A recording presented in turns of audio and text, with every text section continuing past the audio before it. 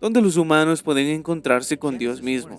Entonces, Génesis 1 trata sobre Dios ordenando y dando nuevas funciones al cosmos del espacio sagrado, y así continúa explicando que la siguiente fase es construir el espacio sagrado de ahí, que funcionará como el centro del cosmos. Se necesitan humanos para cultivarlo y poner en orden este espacio sagrado, y dos humanos específicos se le dan este cargo, como el primer sacerdote y sacerdotisa ante Dios.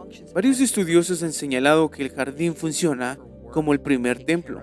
Las palabras hebreas para trabajar y cuidar a menudo se usan para el servicio sacerdotal a Dios, en lugar de tareas agrícolas. En otras palabras, en Génesis 2 se señala que la tierra del Edén estaba sin cultivarse, y Dios plantó allí un jardín y colocó al hombre en él, donde funcionaría como el primer templo, donde el hombre comulgaría y serviría con Dios, y realizaría deberes sacerdotales, además de cuidar las plantas dentro del espacio sagrado. Como señala Pial, la tarea de Adán en Génesis 2:15 incluía más que un simple trabajo de pala en la tierra del jardín.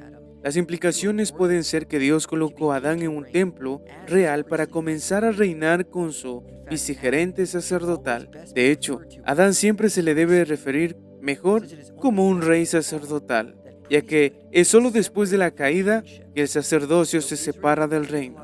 Aunque la expectativa escatológica de Israel es de un rey sacerdotal mesiánico, por ejemplo en Zacarías 6:12, este también se ve en el llamado a nombrar los animales.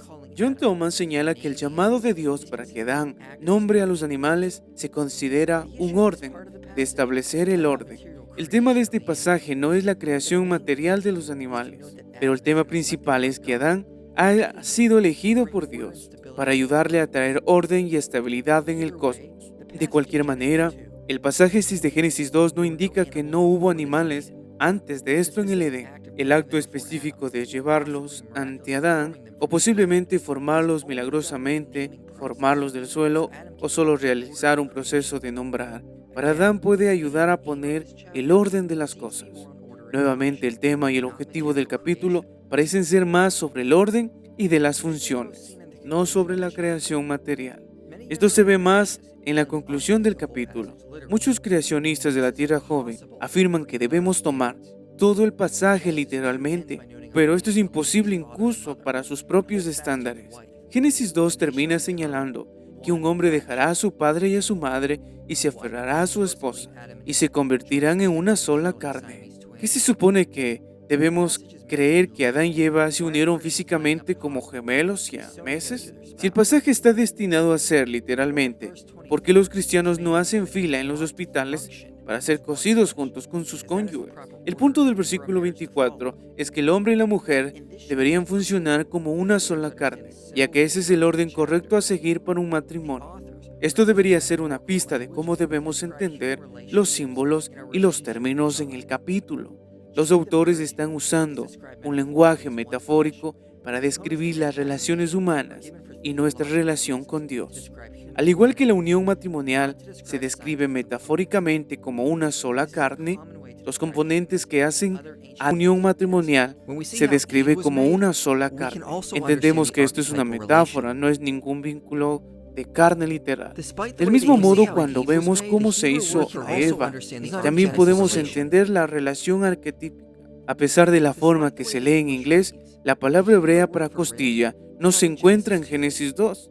Por lo tanto, es incorrecto decir que Génesis 2 enseña que Eva fue hecha de una costilla. Esto debe ser obvio cuando leemos las primeras palabras de Adán cuando ve a Eva.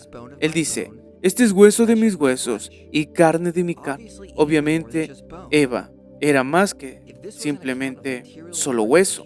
Esto es un relato de los orígenes materiales de la humanidad. Si esto crearía una contradicción, entonces, porque Eva solo estaría hecho de hueso y no de hueso y de carne. Lo que en realidad se le quitó a Adán para hacer a Eva es un estel. La palabra generalmente significa todo a un lado, como el lado del arca o las cámaras laterales de un templo. Incluso el cognado acadio es ambiguo y rara vez se refiere a una sola costilla, pero se refiere más al lado de alguien. Sevid dice: la disociación de Shelah de la costilla tiene un fuerte apoyo filológico. En hebreo bíblico, Shela se emplea para referirse a varios elementos diferentes.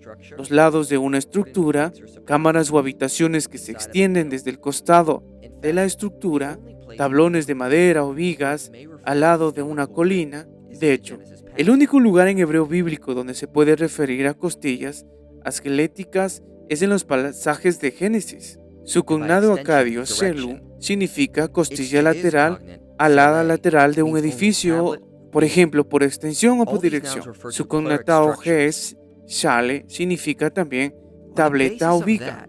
Todos estos sustantivos se refieren a estructura. Sobre la base de esto, el texto diría que Adán fue cortado a la mitad y con un lado fue hecho Eva. Entonces, cuando Dios cerró la carne de Adán, era solo medio cuerpo saltando sobre una pierna. Sin embargo, si nos concentramos en lo que sucedió antes de esto, arroja luz sobre lo que el texto realmente está tratando de decir. El texto dice que Adán fue puesto en un sueño profundo. Sin embargo, Michelle Fox señala que esto no suele ser un sueño ordinario.